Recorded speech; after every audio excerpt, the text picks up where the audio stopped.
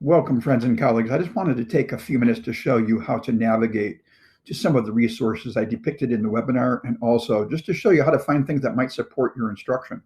So in order to get to the Discovery Education homepage, just go to www.discoveryeducation.com and then use the credentials that were provided for you or that will be provided for you.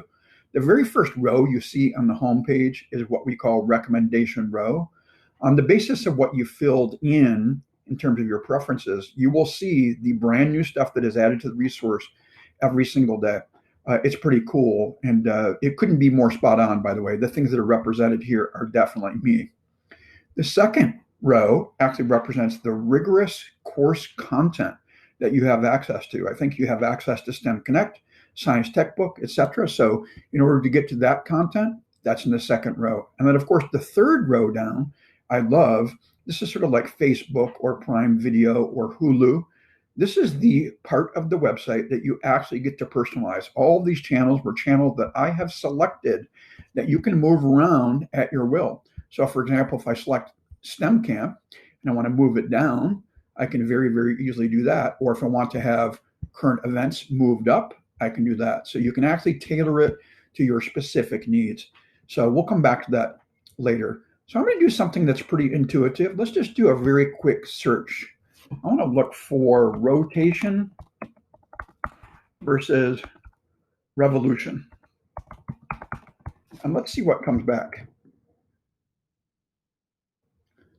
So rotation versus revolution, you've got to love it. There's an image that is, very explicitly clear about the difference between rotation versus revolution.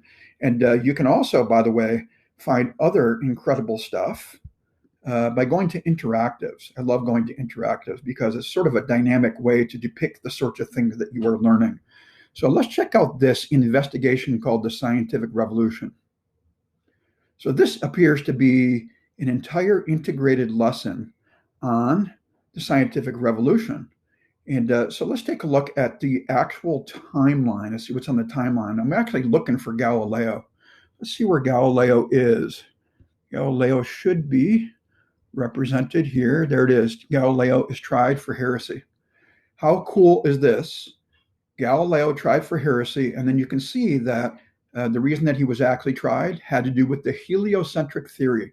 So here is a literacy-based, social studies-based, history-based opportunity for your kids to get into revolution versus rotation. Let's look at another investigation very quickly. Let's go and look at, let's just put in the word seasons. Let's see what comes back. Check it out. Here's an exploration called The Seasons.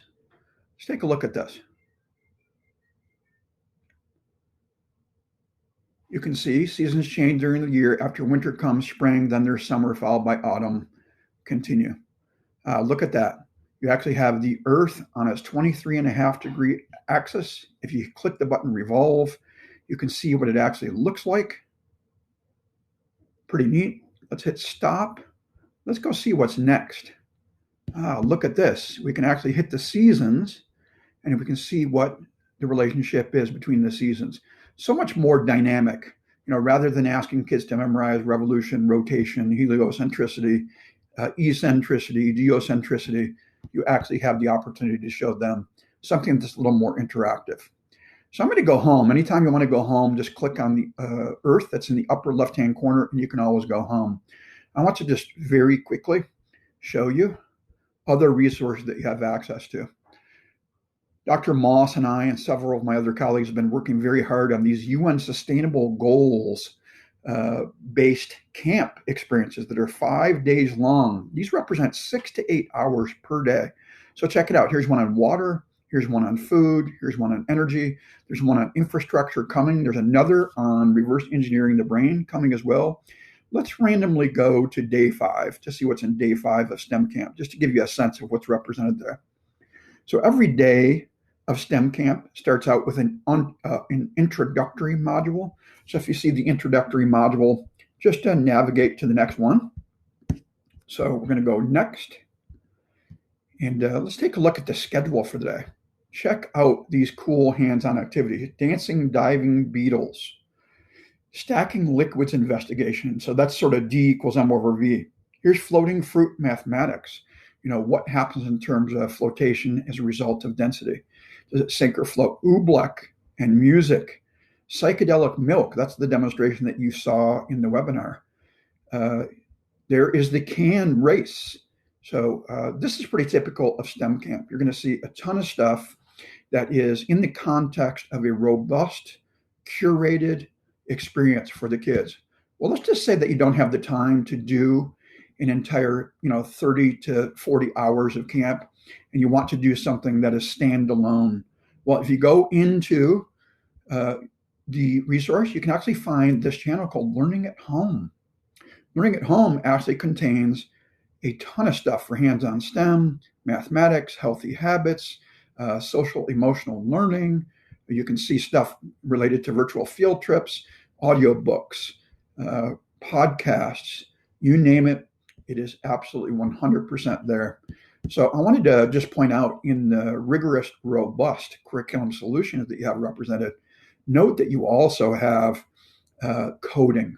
So important to impart quantitative habits of mind. These habits of mind are going to be ever more in demand.